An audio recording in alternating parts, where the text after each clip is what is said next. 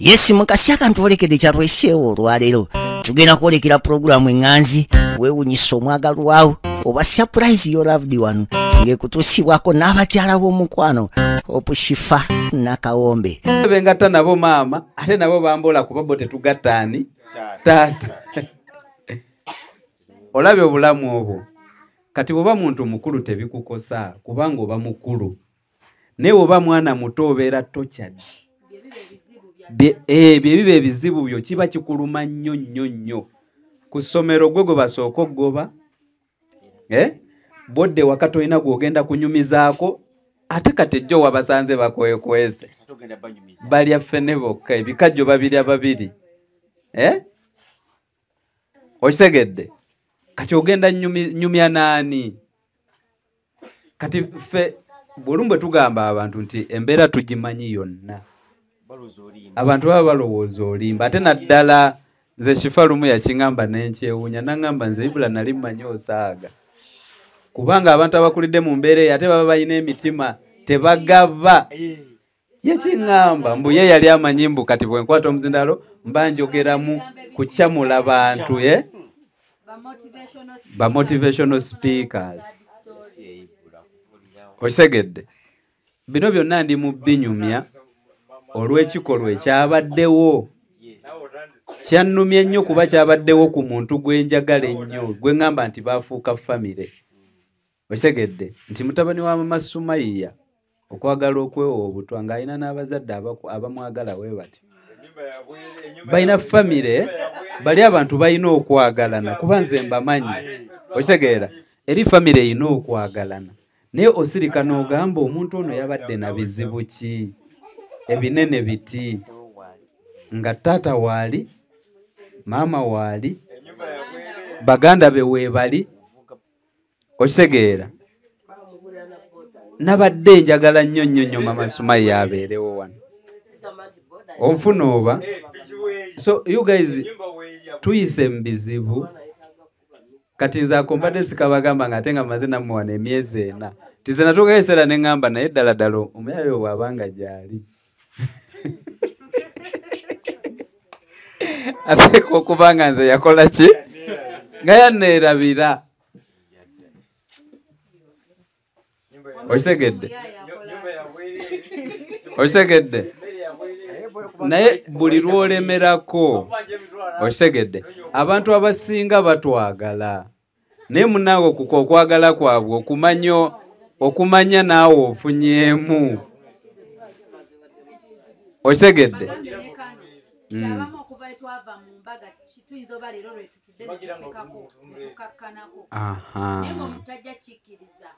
okisegedde ate mu bizibu ebyo bye tulina mu bizibu bye tulina ebyo ebingi ate n'olwaliro tusituse ate tujje tubeeko be tugamba nti twagala tubasitule tuyambe ku Garden Millicent. Abantu bakirabanga ekyo yamba Garden Millicent naye nze nkiwulira tituli mu kusitula bakka to the world. Okisegedde okyogedde tuli mu kusitula bakka kyonna kye tuli mu kukola kubanga ekisooka twatandikira ku mukolo tewali atamanyi ddundu bakka togenda kuddamu beerawo ngo ganina ettaka eddundu oli agambe nti wala nnyo eyo okisegedde zino kamera ze mulaba ze babateekamu zibatwala international buli muntu abalaba mwabawakana waliwo omuvubuka kati atambula naye kati abeena atalina smartphone mulaba kati mumulaba omuvubuka yavudde Kasese yeeyita Kasese Giant. Okisegedde muvubuka yazze hazina kati ne daddy we kati ekitwewunyisa taata mukulu myaka 6 naye ajja ku stage n'azinirako mutabani we ng'ayimba. Omwana atrendinze kati n'Abamerika bakola challenge bali mu kuzina luyimba lwa mutabani we bonna bali mu kulaga beegatta babiri taata ne mutabani naye ng'abadde Kasese ng'abonaabona.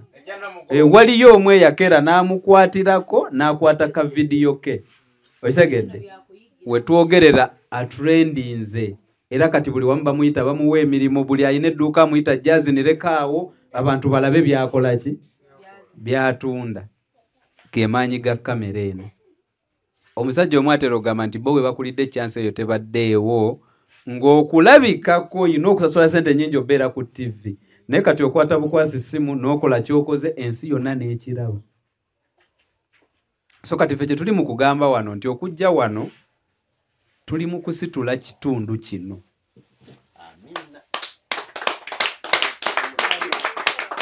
Katonda ayinza okuba yabaleetera gaadi ono naye nga mmwe temumulabamu kyamakulu, naye mbabuulira leero mukirabe, mulabemu amakulu ge. Tagenda kuwa 5 oba 10 naye ayinza okukukonekitinga gy'otakola ki, gy'otasuubira. Kati olwedde mu bimu ku bye mutogeddeeko nze ate bye ndaba nga achievement ebyavudde mu mukolo, waliwo wano ekibiina ekyatandika. Abantu beegatta bali mu kusonda ki? Great opportunity gye muwulira ffe yatandika n'emitwalo 207. Gye twatandika najjo abantu 8, abavubuka 8. Ne tusonda emitwalo 207. Olwaleero ejja mu mukolo gwa gaadi n'ereeta miliyoni 10. Se bitu bitandika mpola. Okitegedde? Kati ekibiina kye mwatandisa ate kati wuuyo mufunye chance.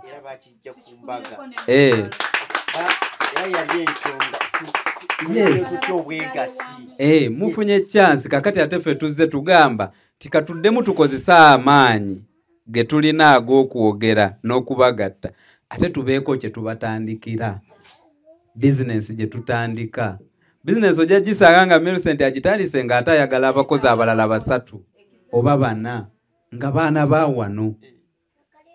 Ngabera bwe mwalabye nti bwe twali twagala omukola ate tutoneza baana ba wano bwe bakoze ng'emperekeze. Omanyi mwami Iblant busobola okyanga ngendo okola ku mugole ng'ate neetika Millicent ne ttiimu ye. Oba kitegeerekeka. So bambi musooke mulindeko okwetta. Okitegeera? Tusaba busabe. Musooke mulindeko kola ki? Temwewa buki? Ate naddala abali mu ttiimu Ibula tulina okusooka okumaliriza ekintu kino kye tutandise leero. Oba muba mwagala muti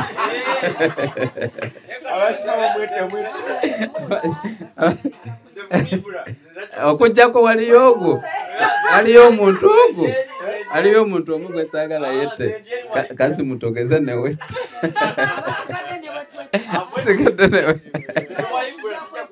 sigadde newe mukola ki naye nga bambi mulindeko tutandika buki tutandika butandisi. Abamu tuli basanyufu nti twakomyewo wano ng'ate abantu batwagala. Twali wano abantu ne batugamba bannange tubasondera omukolo tubiddemu. Ffe nga twali tulowooza nti oba abantu bakooye. Abantu baali wano ku online, twali wano mu nnyumba ng'abantu baga tugenda sonda. Okitegedde? Kozesa omukisa. Saagala tuve mu kintu kino ng'era osigadde tebakumanyi kubanga enkya gw'ojja okulwala. Batukubira akasimu tukere tugambe nti banaye tuli mu kusondera menta nga buli muntu akola ki? Amumanyi. Tubawo wano obuzindalo ne mutandika otutunula ebbali temwagala kwogera. Muyige okwogera. Mweyogereko buli muntu agaggawalira ku kwogera. Tewaliyo kintu kitambula kitaliimu kwogera. Nali wano nga njoga na Aunt Christine. Nga njoga na Aunt Christine kati nawulira Nalongo ng'ayogera. Nagamba oyo si Nalongo ntiji. Yayogera naye ebigambo ebyo namugamba ngenda musindikira emitwalo 2. Okitegedde? Yamulaba ku kamera.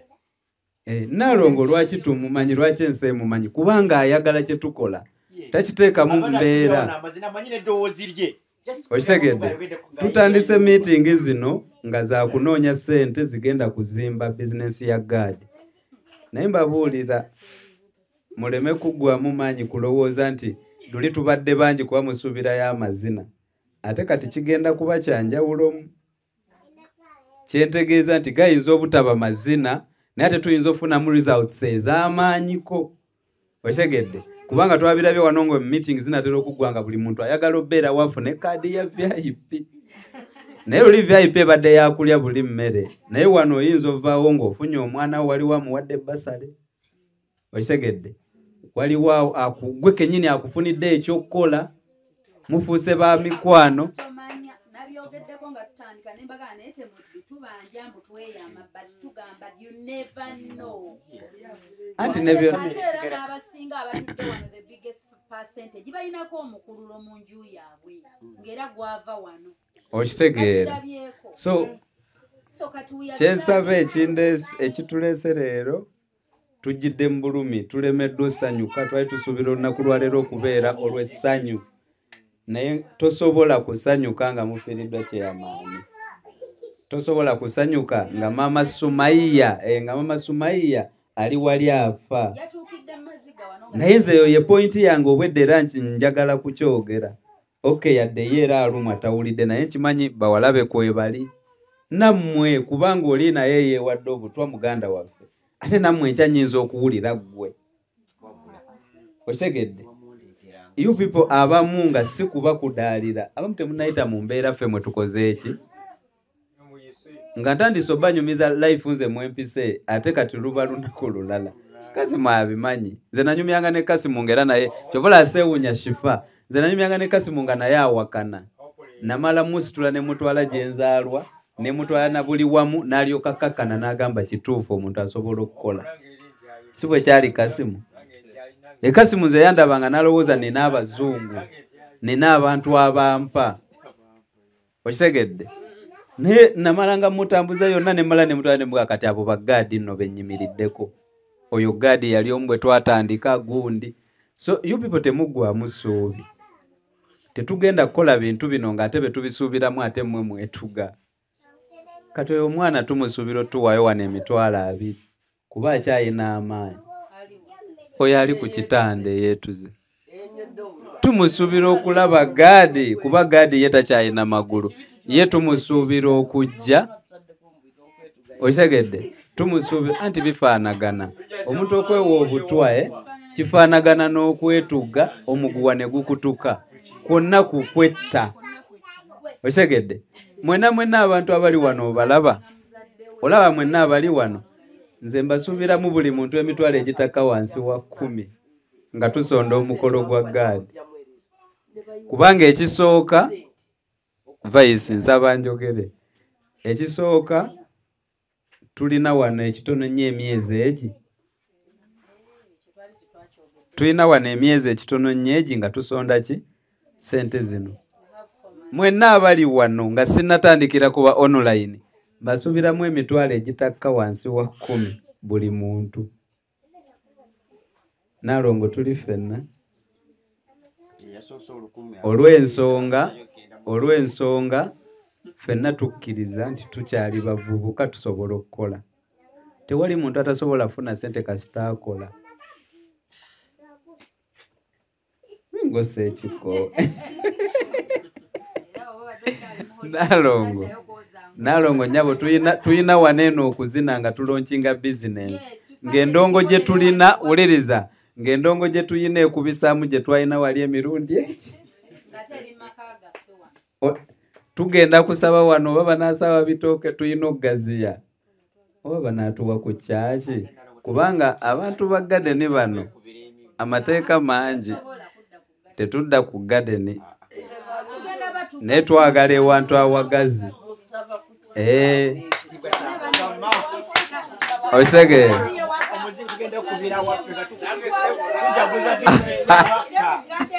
ate in fact n'ekirala tugenda bba tuzimbye ennyumba yaffe ng'egaziye nga ne poloti tugigaziyizza tusobola okukolera wano wennyini we tunaaba tugaziyizza bwe ŋŋamba okitegeera okisegedde so kati banaye tusaba tuleete sente zino n'omutima gutya nga kye tukola tukimanyi ffenna kigenda tukola ki kigenda tugasa njogedde nnyo ndowooza n'abali wano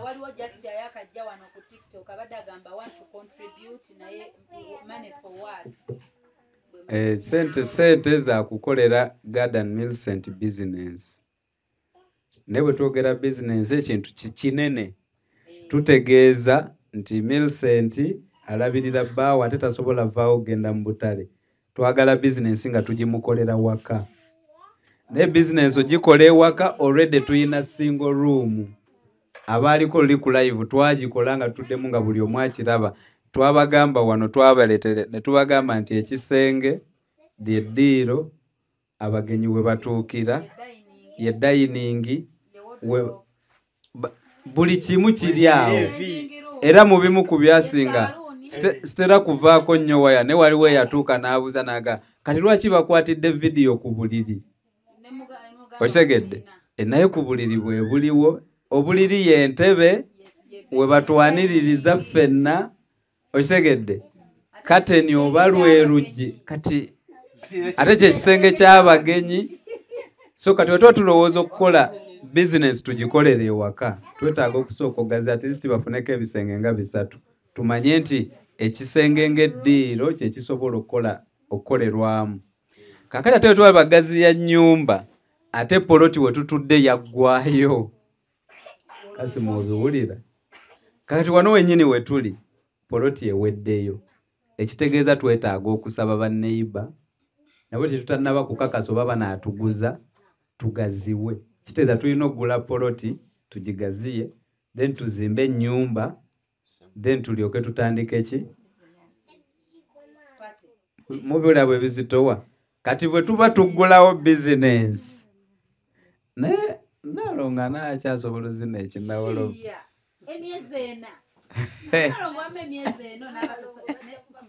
Nalonga bajja kuba bakuze. So kati bana tusaba ku ssente eyo y'ensonga etuleese wano. Ntandise n'abali ku ground nti temuggwamu maanyi ssente tuzeetaaga muzituwe. Ng'era bwe mwalaba nti twasondanga embaga ng'oli talaba nnyo waabifuniramu. Eryo essanyu lye tukolerera mu nsi. Omuntu ayinza okwebuuza mu mbaga ya gadi nfuniramu wa? Ssanyu mu nsi lye tukola ki? Anti bwe likubulanga weetuga. Osegedde gwe bwe likuggwako n'okkiriza nti mu nsi temukyalimu kinyuma Katonda yanneerabira ng'onoonya obutwa. Ekitegeeza ekitali kiki kirungi. So ffenna ku nsi tukolerera ssanyu. Era bw'olaba omuntu asanyuka n'olaba ng'oli omutima gumuluma ate omanya ono mulogo. Osegedde kati nga tetunaba kulaba nnyo biki bye tugenda kufunamu naki tuli mu kukola ebbanga na tubali tukola kusanyusa Garden Millicent. Ne twamaliza tusanyusiza abantu b'eddundu baki bonna nga n'abatabaddewo bayaayana bayingire era ffe abamu bate baatuwetamwa kubalemesa kukola ki kubanga eryo lyessanyu kunyumirwa kulya mu eryo essanyu mwe tukolera emikwano gye gitwongera ku leva ekola ki bw'oba okiwakanya nze ndi example ku gaadi osegeera ndi mukwano gwe era at least mugasse ku bantu ab'enjawulo. So mu bino bye tukola wano meeting ne omuntu ne baba yeefuula mbu ye tategeera era amaliriza nga kale mubakuŋŋaana wano at least afunyeeyo menta oba afunyeeyo ono mukyala oba ne twongera okubeera obutya obumu ate obumu bwe bugagga. Kati tuyo tulina ekibiina era nja kufunayo olumu lwe banaaba batula nange nzije nange tebandeka mabega. Kibiina ekyo nina obbeeramu. Okitegeera? Nina obbeera mu kibiina ekyo ebintu mbimanyi bitandika mpola bwe bimala okukula ng'otandika owoza ate kati si kyakisobola anti kati olaba ate kati nnyingi kyokka lwe nyongera bajjukiza lwaki sibawo ate bafotographer abakabi nemba wa connection nga sinava wano babayise Hypex Studios obasanga awo najja nankumpi niya Cobbins Motel Busabala Road ye enamba zaabwe ez'essimu basange ku +256 754 19 24 34 oba basangeko +256 789 34 38 02 for editing video for video editing and shooting, covering all functions like wedding, birthday parties, introduction, corporate parties, etc, meeting, conferences zonna bazikola. Nobo ina gwenga just ina meetings zo zokola nengo yagala zibere covered. Bobo ina housewarming oyingira nyumba yo byonna babikolako mikwano bekwate babayise Hypex Studio gamba ate obwo nabo butono nnyo bunaakola ki okisegeera. So bannange tuli wano leero tubadde tulaunchinga meeting z'okutandika bizinensi ya Gadi and Millicent.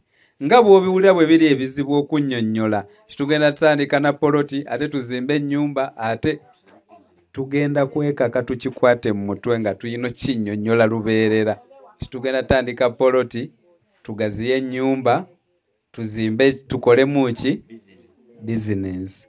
Nebyo byonna tuli mu byogera nga sigenda bikola nga nze era sina yadde ennusu ebi naye nkakasa nti tugenda bikola olw'ensonga nti already omu ku bammemba ba ttiimu Shifa already agambye agenda kuwaayo akakadde kalamba n'atandika n'emitwalo 10.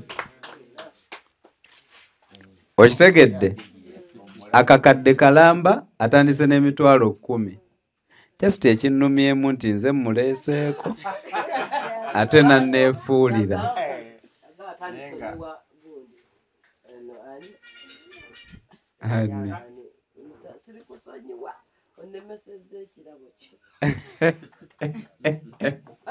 Okitegedde? So bambi tusaba mwenna mukomewo ababadde mu ttiimu Doni, ababadde mu ttiimu Cheya, kati just zikyuse. W'oyagala woogwa. Okitegedde? Oli wadde mbogwa ku ttiimu Shifa, oli wadde mbogwa ku ttiimu Ibra. Tebiriimu feeling. Tuyinza obba wano nga tukuba olwali oli n'agamba kati Shifa anyiize nze bazze ku ttiimu ya Ibra. Ibra tetulinaako ttiimu nti mu bubi. Fenna kati twagala ekintu eki. Wabula zino ttiimu zituyamba okompitinga okunyumirwa. Okitegedde? Ate abamu mbadde balanga mukifudde nnyo ekyamanyi nnyo ngo gaba bwe nagamba mpagira Shifa Ibra ajja kunyiiga tewali agenda kunyiiga. Fenna tukeera kuvuga, fenna tuvuga emmotoka okujja wano nga tulina ekigendererwa eki. Twagala ssente. Okitegeera? Twagala ssente. But era tekijjaawo nti ate era abaze ku ttiimu yange mbaagala nnyo. Ate neeyongedde obbaagala. Naye nsanze ekizibu nedda ntegedde kati Shifa kankubuulire ntegedde obuzibu bwabwe. Abamu batidde okujja ku ttiimu yange ne Kasimu kennyini olw'ensonga egi kubanga bamanyi kati abakuba Kasimu ng'ali ku ttiimu yange bwe yandigambye akakadde era nandigambye tweyanziza nnyo taata naye twongereyo n'obulala bubiri. Naye eri teri amwongeza bo baba bamativu. Kati nedda nkugamba ekitiisiza abantu okujja ewange bamanyi sisiima nina omululu. Okubuuza Naalongo akugamba y'ensonga emutiisiza.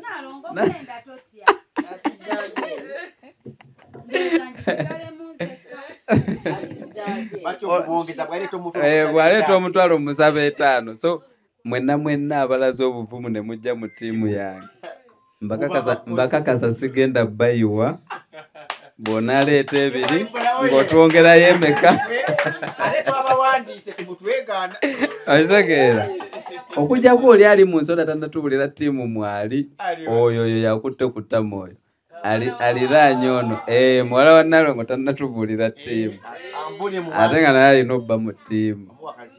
So banaye tubeebaza biyinza obba bitandise nga mubirabanga ebitanyuma naye era tetuli ku show. Okitegeera? Njagala kiveemu abantu wano bwe tujja wano tuliba tetuzze ku show tuzze kunoonya ssente tusaba buyambi bwammwe mutwegatteko mbadde mbawa example ya Bill Gates mbadde sikyogera kusaaga neya kitusharingidde bamuyita Masiyuwa yabadde takireeta ku social media nti asaaga yabadde atulaga ti sente osobola ozikola naye tekiba kya magezi nnyo ate kufa nazo sente tuzikola kukyusa bulamu bwa bannaffe okisegedde era neyabiwandiisa obwedde atulaga nti naawe osobola okukwata akatono k'okola ki oli akutte biliyoni 2 waliwo omusajja gwe nalabye ku mawulire ne bannange ensi eno bula saagala bbeera mu kkono omusajja baabakutte poliisi yabakutte nga bassa omukyalo babadde wa myaka 64 naye omanyi bye baagambye mbufe twali tumuteeze tumuggyeko ssente bwe twagenda olaba nga talina ssente ne tunyiiga ne tumutta n'omutta nga baamutta ne bamuziika mu bikata bya lumonde ge mawule agalabise leero naye bamuse lwaki lwa ssente babadde baagala ssente ne basanga nga tazirina ate era ne bamutta naye ng'ate omugagga omu ku babadde basinga ye zonna zaalina asazeewo azikole ki kabonero akalaga nti omuntu bw'agaggala oba bw'afuna amala n'akitegeera nti bya butaliimu omuntu ali essowaani emu ne bwe tuba ku mukolo nze neewunyiza ani Naalongo agamba emmere yamulema mbadde mmanyi atusudiya ono n'aŋŋamba yamuli ku lusegere n'agamba emmere yagaana kati n'ekyo kyekyokuyiga mu bintu bakuyita kugujubana mu bintu mu bintu byonna byonna byolaba bye muyaayaanira n'oyagala okugwirana onfuna nsaba Katonda abikuwa olabe emmotoka gwefuna ssente ogaana okugaba ozigule 8 ogenda vuga eki era ogenda kulondako ku zonna 8 ogaye naye eno gye nsinga okwagala obeere nga buli nnaku yeeyo gy'okola ki gwe ne bw'oyagala n'ogula Uganda yonna n'ogimalayo mubamanyi ne baminisita ababbi gwe ne bw'ozigula yonna tosobola kubanga buli kitundu we wagula ozimbawo ennyumba ozimba ennyumba egi gy'ogamba nti personally njagala kubeera Lubowa n'ozimba e Lubowa n'osula mu kisenge kimu ku kitanda kimu osegedde kati ate n'ekisinga n'okukwasa ennaku olumu n'ekulema n'okusulamu olw'ebizibu naye ng'ate wagizimba gy'osinga okwagala n'otandika nga ate tosulamu nti ebizibu bye nnina bingi nnyo naye nga waliyo omuyaaya ali ddundu nga yeebase bulungi mu kayumba ke nga nakattaka osegedde naye nga kiki omululu gumaliriza nti olifuna abantu basanyufu ku lulwo oli bw'aba ayina abaana n'olaba abaana bo nga balidde bulungi ne bakkuta bw'oba n'emikwano gyo n'olaba nga gy'otali bali proud of you kati nze bukyambawo mbadde nina essanyu lyensinga obba nalyo kati erya gaadi lyeryazeeko naye erisinga obba nalyo Kasimu omanyi ntambula naye ate Robert testimony Kasimu njagala olage ku bantu essimu yo bw'oti bandakireko just essimu yo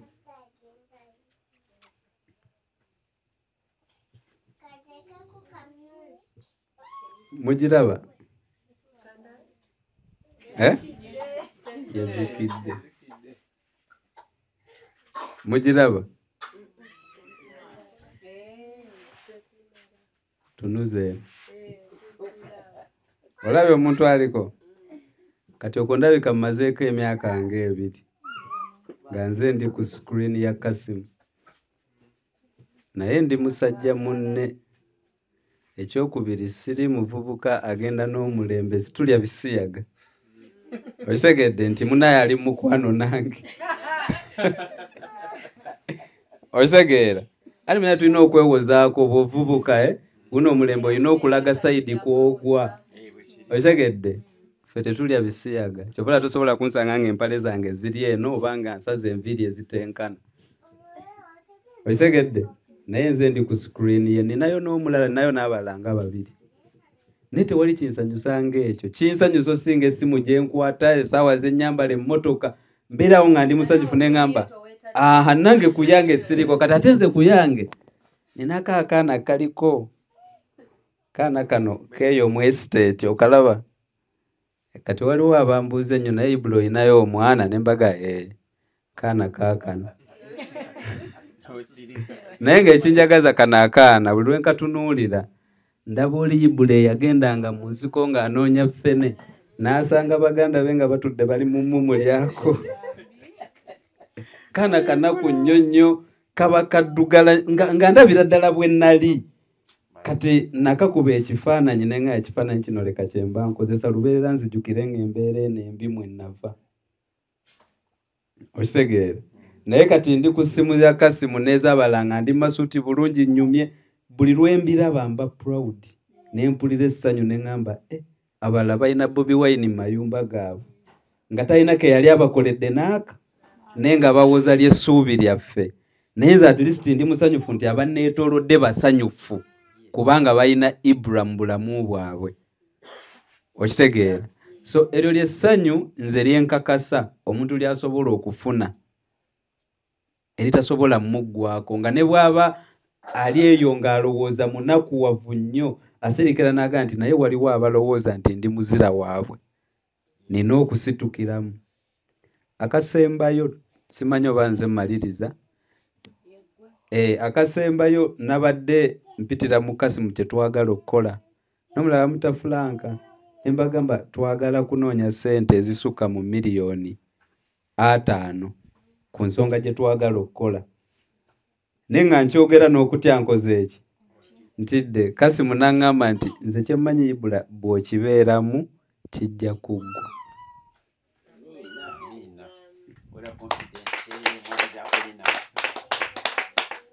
si we waŋŋambye kati okukakasa nti kigenda kuggwa kale yadde oli mu ttiimu kifa naye ngenda kukubanja akakadde Allah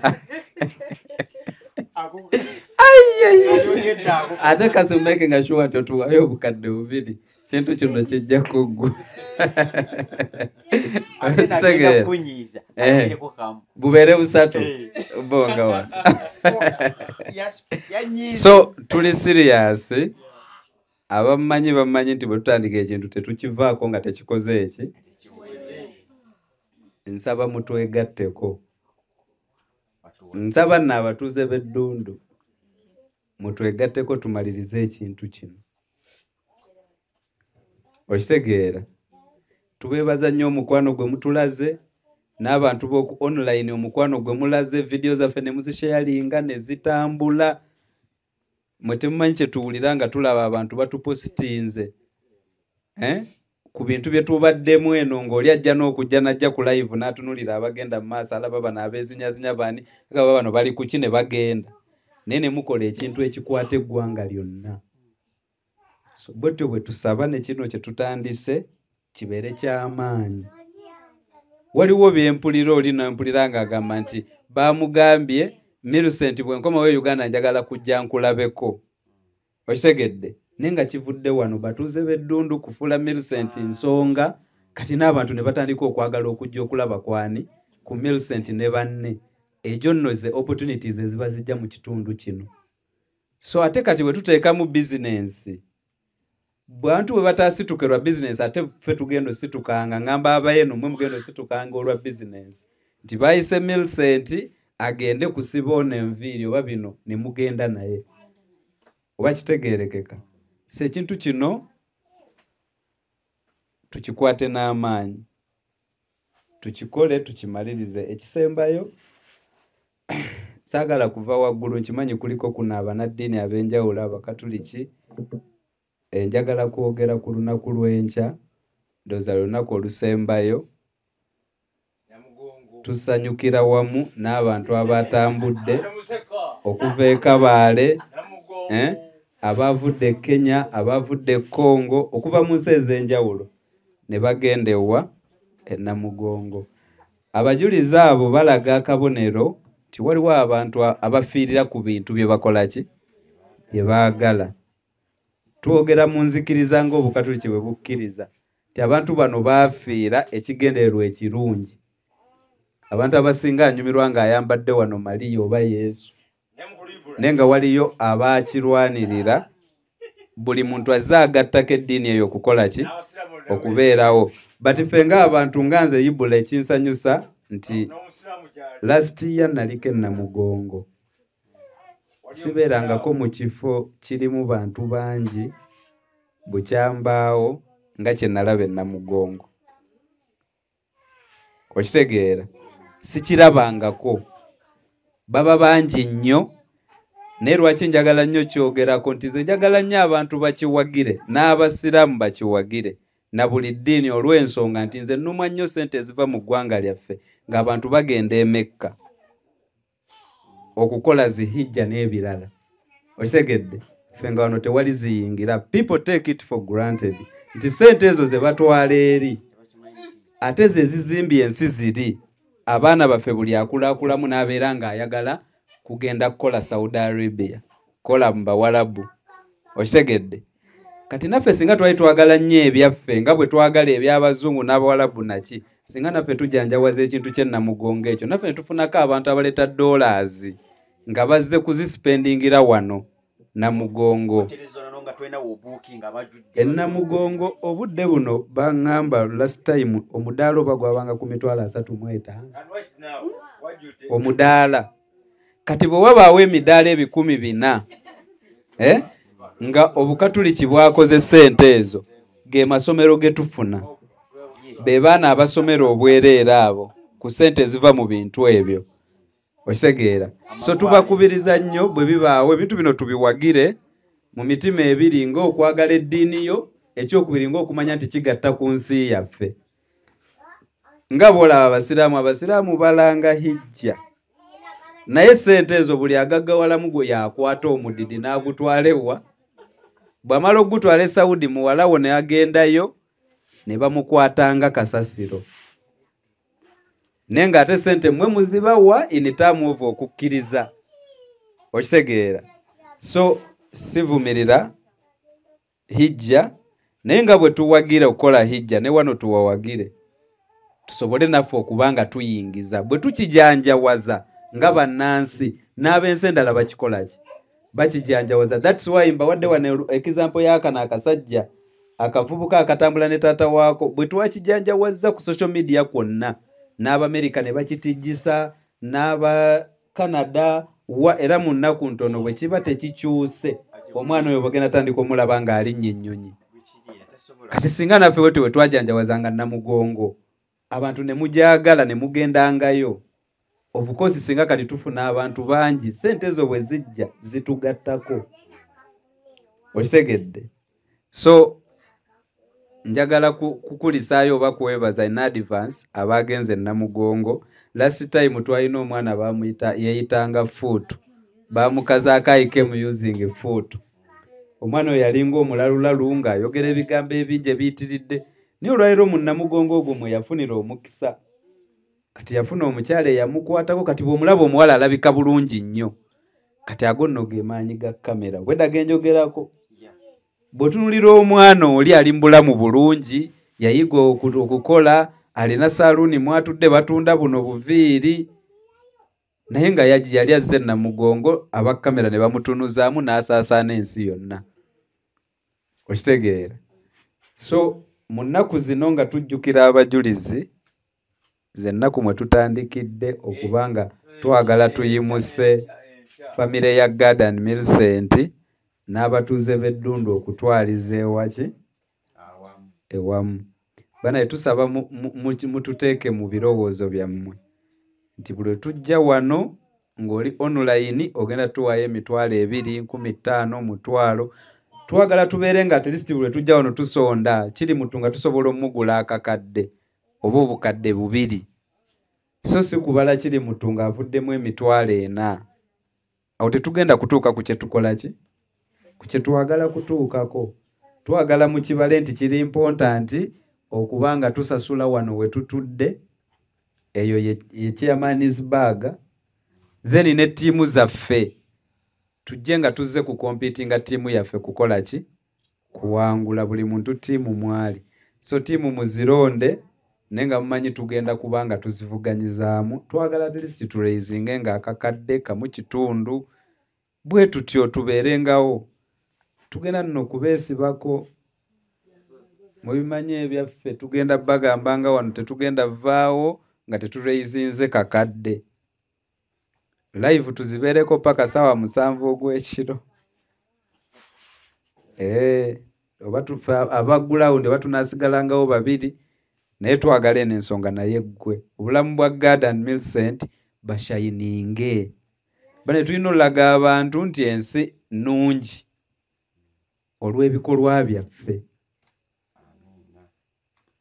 okitegeera abakatoliki mugamba nti yeekaalu ya Katonda eri mu baani eri muffe mummwe buli muntu kanisa ya Katonda eri mu ye kati tulina okukijjayo tukirage nze buli lwengaba ekintu kyensinga okufuna kyempulira Mukama akuwa omukisa Mukama yeebale oli yeebaza Katonda because omuwadde kitegeeza tewaliwo ngeri yonna gy'oyinza kugulumizaamu linnya lya Katonda esinga yakugaba gwe oyagala abantu bamanye Katonda gwe gaba okitegeera kubanga amanya Katonda yamulese n'amwebaza n'amutendereza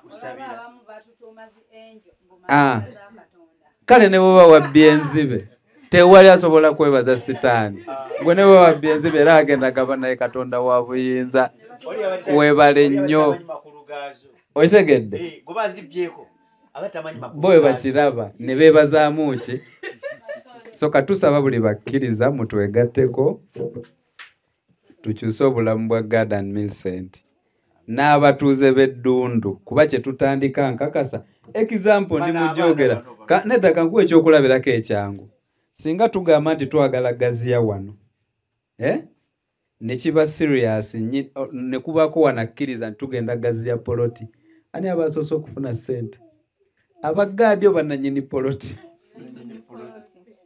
aba yandigitunze singa tetuuta bagaadi mukolo gwa gaadi so abantu b'eddundu be basooka bwe tuba tusitula Garden Millicent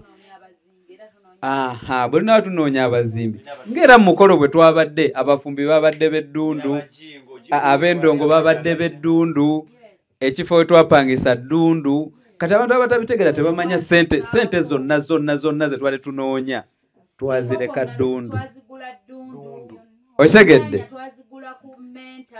n'ababagatta twali tusabe b'eddundu bo be bateekamu embeera ne baleeta eyava ebunaayira naye nazo ffe twali twagala musumba y'abo abagatta era nazo azitwale okitegeera Reverend waakuno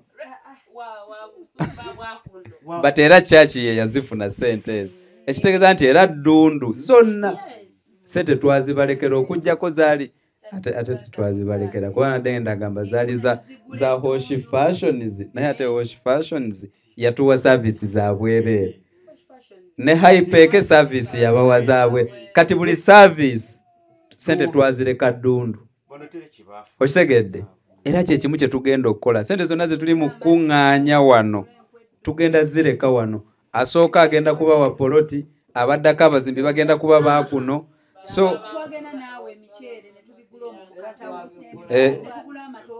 ente ennyama yonna yagulwa kuno ola ndowooza bana ndowooza mugezaako okulaba kye tutegeeza bwe tujja wano tutuule wano opportunities zonna tuba tuzireese lwakuba nti omukisa gusanga yeetegese bwe tutuuka nga tunoonya ennyaanya nga ggwe tewazirima era ojjagamba kati nze binkwatirako emikolo gyabo ngifunyeemu ki naye singa obadde walima ennyaanya twandibadde tukugulako ki ng'era nakati folezi tunaba tunatandika kufunamu owa tenti akola okitegedde so bambi mutukwatireko tusitule mutukwatireko tusitule abatuuze b'eddundu kino ekintu kisukka ku gaadi kati ne Millicent okitegeera so byebyo okujjako nga batubaliremu ndowooza sente ze tufunye leero mukiri muttu ne mutubalire ku sente tulabe olinayo obubaka ku ssimu waliwo ogw'omwaka kaaga ye Harriet Love naye yatuwadde za project Love tweyanza waliwo yatuwadde sente bamuyita Anet ani eyasookedde ddala leka neebaza abantu Chimpe ekitabo neesomere. Kubanga era ababa yawandiika. Anet yani. Sitenda. Tim. Aneti tweyanza nnyo tweyanzeege. Naye tutandika butandisi. Ketwakatandika Aneti ko tuwadde ogumu ekitundu. Wekwate emyezi eno tuweeyakamu ekitundu. Aneti tutandise totuyiwa noba nga gwasoose ate noba nga gwasembeyo tuwa ssente entono. So Aneti tweyanza nnyo tweyanzeege weebale kukiraba nti kitandise n'otandika naffe. Abamu bakyalaba ng'ekyokusaaga abalala balaba ng'ebitasoboka. Okitegedde? Naye tweyanza. Waliwo Charity Asiimwe mwamuwandiika. Charity Asiimwe. Muwandiike bulungi. Charity Asiimwe lwe twajja wano ne tusooka okuyisa ekirowoozo ng'eyama emitwalo 5. Tuteereddeko. Wow. Charity Asiimwe tweyanzeege. Weebale nnyo weebalire ddala. Batayala munsomere bonna abatuwadde leero musome just ne bonsomera amannya mbeebaza. Naye wa ttiimu yange. Omunzijukiza ngenda kusooka kufukamira ngenda kusaala ekiro. Allah asooka mpe sente kyaite z'abaatuwa. Nja kumala saba. Allah ajja kumpe gundi entuufu enyinza nti okwogera entono. Ate nga waliwo ye Katonda z'alaba z'asobola omusobozesa. Nja kuzuukukako ekiro muteeke mu ssaala. Charity Katonda amukwateko. Watuweeredde 5 ayinza okwesanga nga atuwaddeyo 2. Mpola mpola buli meeting 5 tugenda omalizanga 2 buweze. Emyezi ena we giggwerako. So bana mwenna tubasaba mweyame mpola mpola abamu mweyame nga mutubuulira abalala mweyame mu mitima gyammwe. Naye nze nnyumirwa nnyo abeeyama mu lwatu kubanga buli weeyama mu lwatu. So nyongera bajjukiza lwaki sibawa ate bafotographer abakabi nembawa connection nga sinava wano babayise Hypex Studios obasanga awo najja nankumpi niya Cobbins Motel Busabala Road. Enamba zaabwe ez'essimu basange ku +256 754 19 24 34 oba basange ku +256 789 34 38 02 for editing video editing and shooting, covering all functions like wedding, birthday parties, introduction, corporate parties, etc, meeting, conferences zonna bazikola. Nobo oyina gwenga just oyina meetings zo zokola nengo oyagala zibeere covered. Bobo oyina housewarming oyingira nnyumba yo. Byonna babikolako mikwano beekwate babayise Hypex Studio. Weerumiriza weetuma naye oli bwaganze sijja kwogera nja kugira oyinza obutatuweera ddala kubanga ogamba ataani anamanja ndaba era siina be nagamba ne buli lwe weeyama mu lwatu era buli ttiimu Ibula next Sunday ndowooza ntandikira kukubuuza kooli ttiimu Ibula osuubira tuwaayo mmeka era natandika ne Neighbor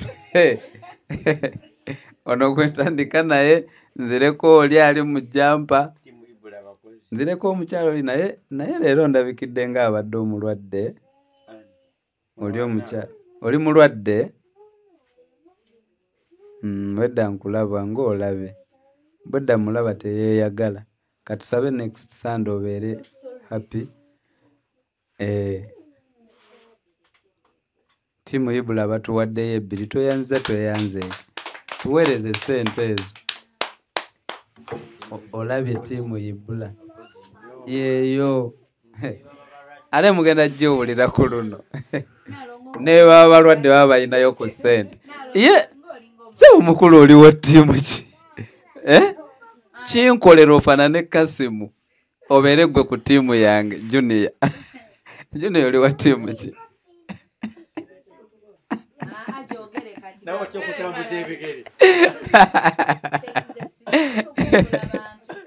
Junior oli wa ttiimu ki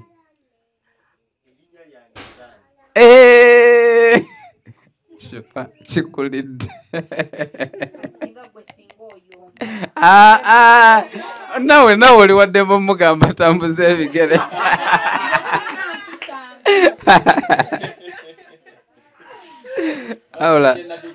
awula tubalina kati junior next time bwe tujja naawe weetegeko tubuulira ze weeyamye junior tiimu Ibula ozegedde oyo wa tiimu Ibula soba naye tusaba ensonga eno tugigguse ggwe ani atubalirako sente ziri mu waneeno ze tukuŋŋaanyiza tulabe n'ekirabo kya leero Kasimu tubalireko eziri muno then tubale n'eziri wano timu shifa tulinamu 11 tulina 16 waliwo eyatuwaddeyo 5 ate ffe tulina mmeka taata Ibrahim yina 7,12 waliwo eyabawaddeyo meka wali ogumu ekitundu waliwo n'ebbiri nsanze nga n'emitwalo 5 ya Mr. Ibula wano kashi waliwo 5 mu kasaamu kati gwe obaze mmeka zonna wamu mu kitabo obaze eza tiimu Ibula ziri mmeka 7,12 ng'ogasseeko n'etaano gyange kisoboka nga ffe tusinze waneena abantu it cannot happen muli bangi wasoose 15 ekitundu ku online wano 2 5 7,12 ate zino eno zino twasoose 10 Mr. Kasimu netuteekako omutwalo teekako emitwalo 5 kati kitegeeza sokoleke zino 10 15 eziriwa 25 nedda gino 10 guno mutwalo gino 5 16 kati bw'ogattako 7 ziba sente mmeka 16 bwe tugattako 7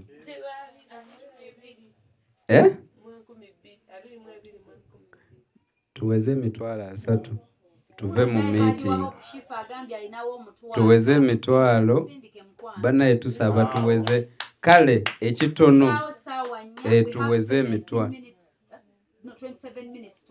tuweze emitwalo 3 tuve wano aba tiimu Ibula musooke mumpe sente nkyayinawo ze nnyongerayo wano ndabika nnyinawo 2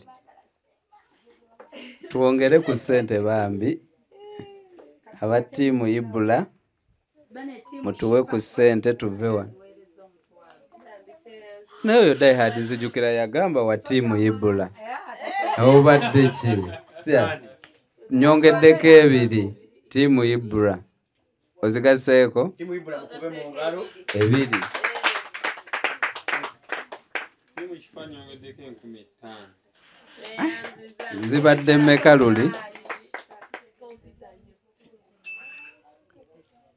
tubulayo mmeka twagala tuweze emitwalo 3 kale naye leero ye meeting esembayo leeta emitwalo 3 era sina gwe nnenya kubanga tubadde tuweze mubadde temumanyi kiriwo tukyanjudde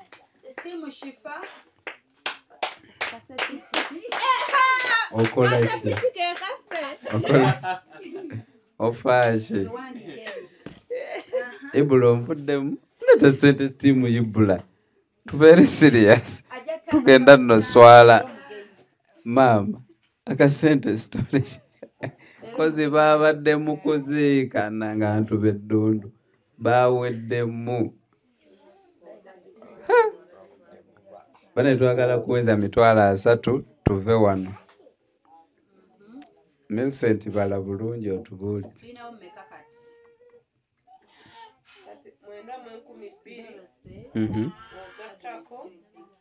wandika Agnes atuwadde 15 tiimu Shifa wow.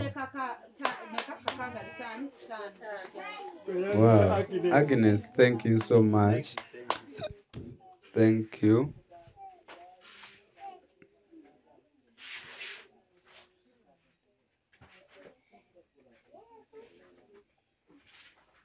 omutwalo gundi agutuwadde Maybe waguwandiika. so. Thank you so much.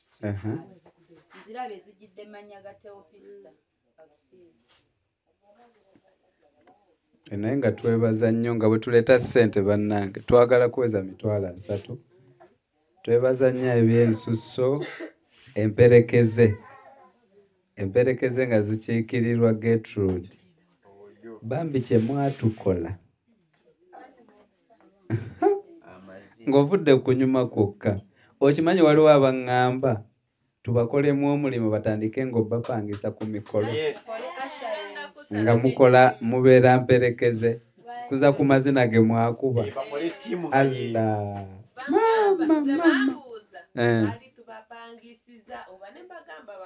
betubeera nabo tebakola yadde rehearsal ne banaye mwakikola. Mama kwegamba ffe twali mu kasiki nga twekyankuula nga mugamba sirika tubalageko enkya nti olunaku lwaffe. Esther atuwadde kanaana tiimu Shifa. Thank you my love. Awula bannange omuntu ng'akwagaza oba mbeere mu ttiimu Shifa.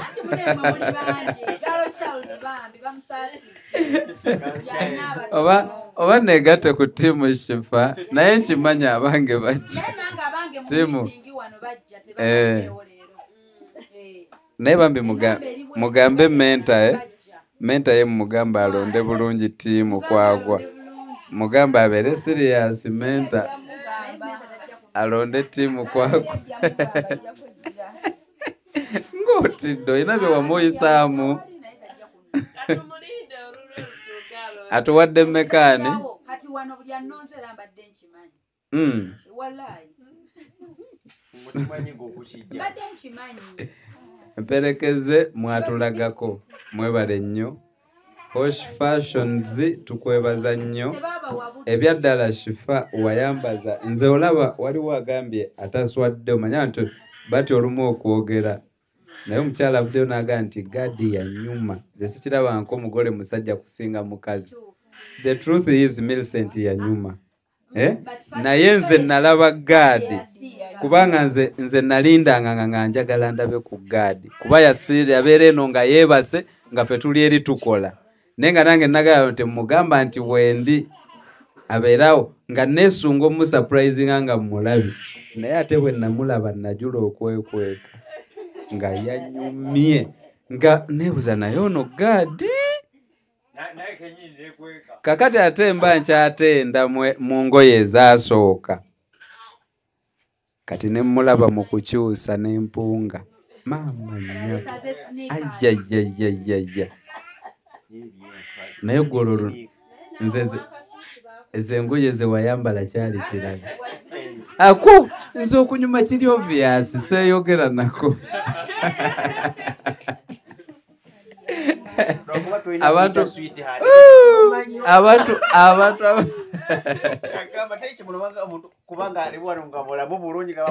nenga talina amuyita sweetheart.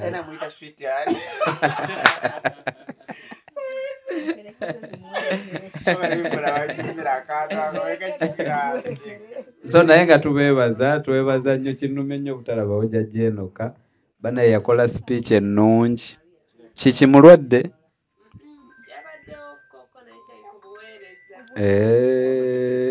Kyalo ye yali ava ebuwama.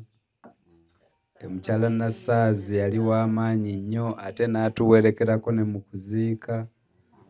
So twebazaani abantu bokka abaali bagezezaako tunyiiza baali bakifo we twakolera. Lwakuba ate nabo baali bataddemu dda ekijinji ng'ate mukyala w'omukulu ate nga metron kakati ng'ono bw'atunyiiza ate ng'ono atusanyusa. Okisegeera oli yakolanga ebintu ebinyiize ne muwulira nga munyiize ono najja nabaga kiri mukireke nze mumanyi ffe tukole ebyaffe n'ogamba be bantu baffe. Okitegeera n'ojjamu ebintu by'okwenyiiza naye nga yeyekka ku mukole yali abyonoonye.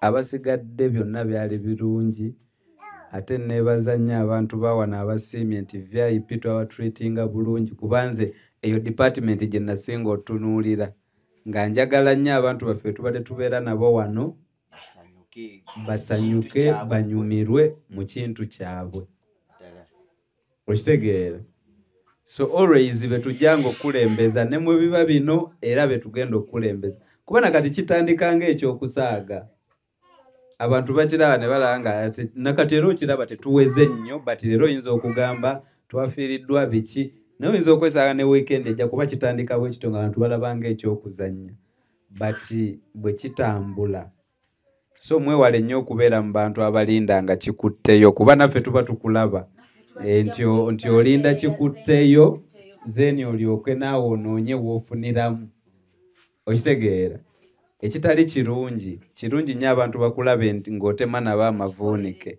ng'okikolerera byonna nno tuli mu byogera naye siraba ka message ko ngamba nti waliwo atuwaddeyo omutwalo ate nga twagala kuweza 3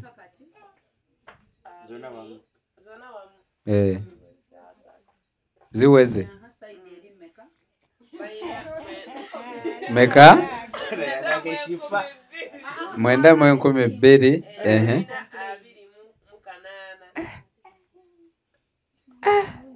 muyisaawo ki n'obuyimba bunjirako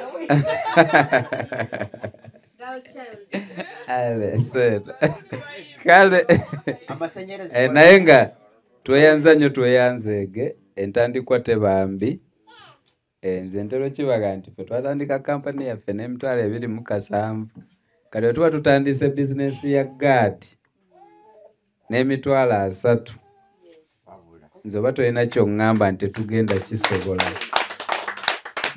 okitegedde natandise dde okulaba nga ennyumba eno ekyuse era bambi kale mugenda biddamu mwabadde muzimbye bulungi kattanka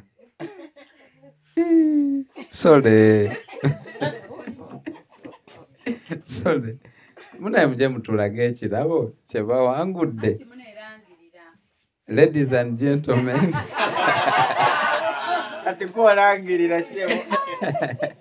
Team Hope Shifa ewangudde ekirabo kya meeting esoose kozi geto oli mu tiimu ki ffe tuwangudde geto bwaba ali mu tiimu yange ffe tuwangudde oba mmwe mutusinze ssente ffe twawangudde naye kirungi naffe tuwangudde ffe tusinze wano obuwagizi tiimu nno nnene banaye mwongere okukuba kakuyege buli omulala atabadde wanajja bajje nga bali mu tiimu Ibura mmwe mubireese nze nabadde ntidde ebintu bino nga njagadde ebintu bitambulire ku Ediboy na Edigaalo naye muba mwampaddeyo bantu mmwe muleme kubeera basaliriza muleme bba basaliriza mumpagire okitegeera mumpagire waliwo ne benalaba mu kavidiyo nga basagambiza tiimu Ibulera nabalaba kati mugeza ne mutaleeta sente nabalaba kati ng'ate mama wange agamba kati oba munkoze mutya kati nze ngende ku sayidi ki naye yamaliza tiimu Ibula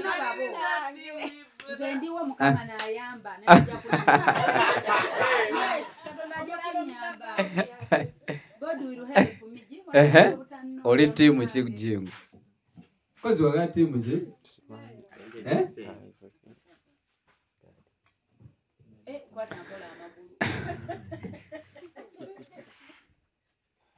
so banaye tiimu Hope Shifa meeting esoose yewangudde ekirabo banaye tubakubireko mu bugalo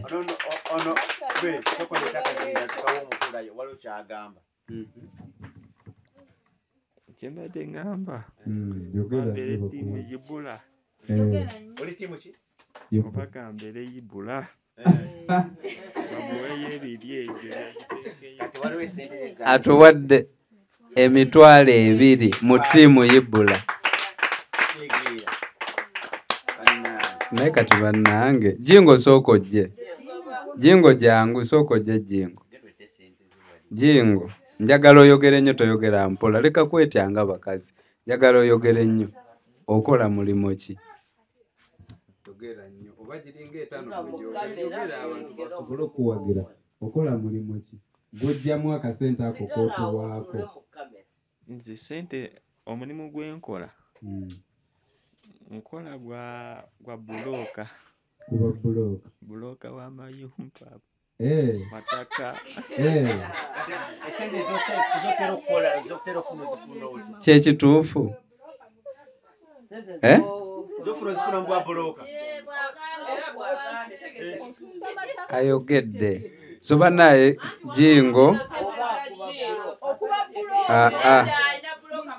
tweyanziza nnyo yeddiira era bw'obolekala puloti kyekyo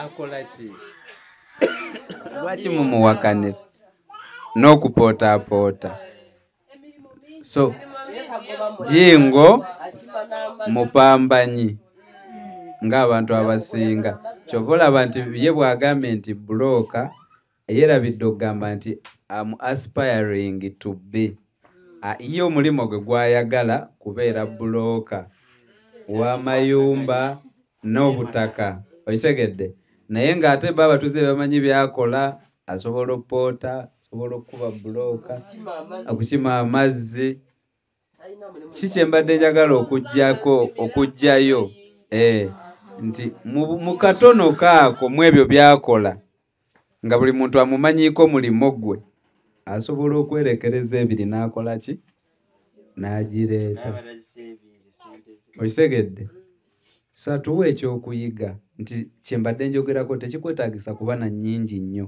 kikwetaagisa kumanya kigendererwa kwe tuli naawe n'osalawo okibeeremu tukubire ku jinga engalo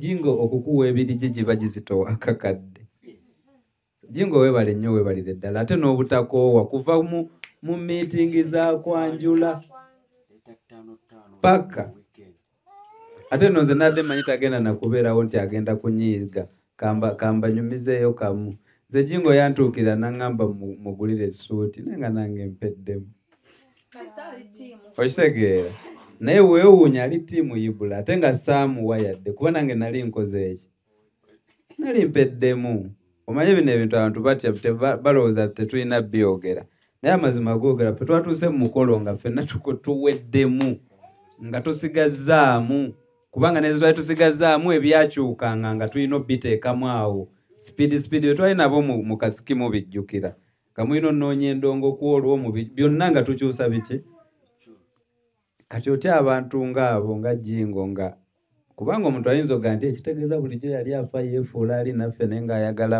muweeyo etaano okitegeera naye sitiiru era tukyali naye so jingo weebale nnyo tweyanzizza ssebo naffe tujja kukulabiranga ddala era bw'olabanga tusikulabye omanya sirinaamu kolanga bw'okoze leero tonyiiganga tusigale nga tuli ttiimu bwe najja eddundu nga nnoonya ennyumba nja kunoonya kuba nze ntegedde omulimu gwo gw'oyagala so batuwadde ebiri gigatteko madaamu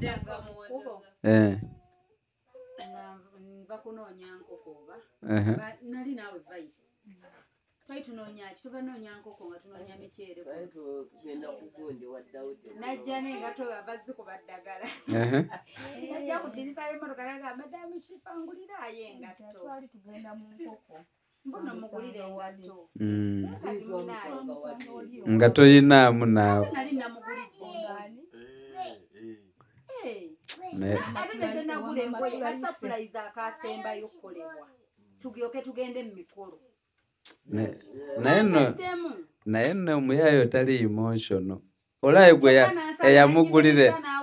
eyamugulira engoye atazze ku ttiimu yibbula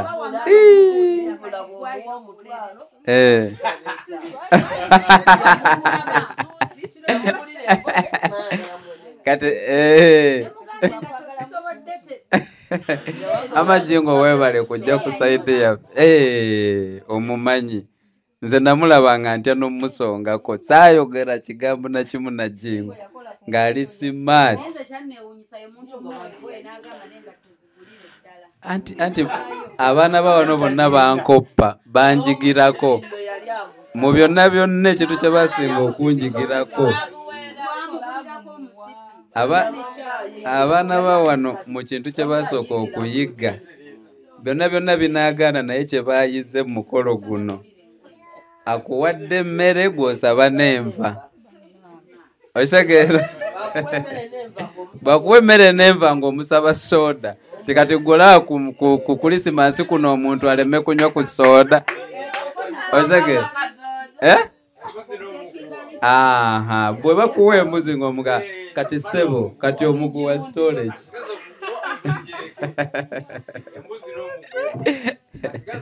Merisete ebiri gye batuwadde ogigaseeko kati tuli mu mmeka tetusobola bbeera 9,000 ffe. Yes, musumulule ekirabo ffe tumaze toto tukuŋŋanyiza 31 32 banaye twekubireko mu bugalo. Ebyo byonna ebigambo bimuwulidde ebingi bityo bisobodde kuleetayo 30,000.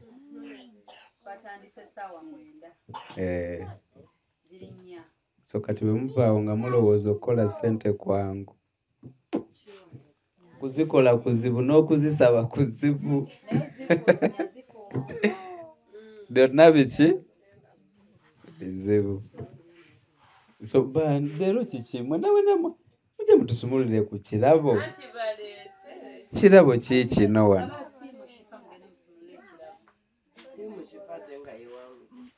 Timu Ibula yesumulula ekirabo. Timu Ibula mujje musumulule ekirabo.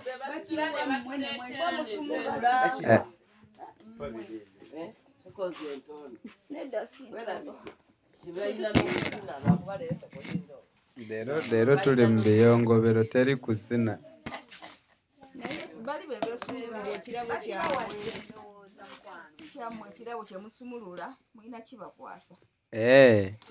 Yino tiba mukikwase banene.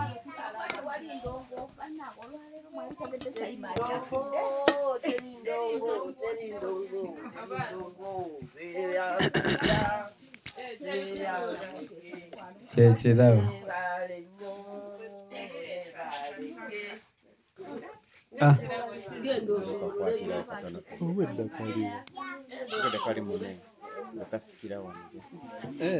Kaina magneti yago.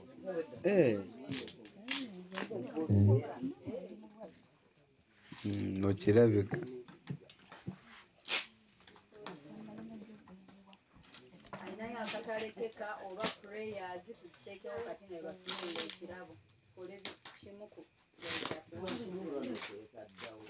Esara baziwenga bwasumude ekirabo. Getridde we warajangu tukusara. Toki. Tulonze Katonda gugwalonze. Okanya Katonda. Muwa muzinda. Mu muzinda tukusara. Kaina kwakanya kigambo.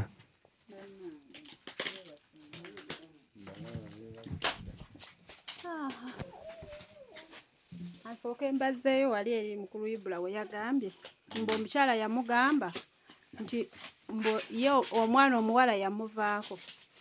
Nze we nali ntandika okulaba Millicent nasooka bwe nakoonamu bwe nti nali nga ngoberera nnyo Hope naye nagamba kangende ntabona omuwala eyakoledde surprise omwana eyakoledde surprise. Obadde oli mu kulaba weewunyisa omwagalwawo oba surprise your loved one. Nina abagerekawo mukwano Hope Shifa Nakawombe. Tusisinkane nate.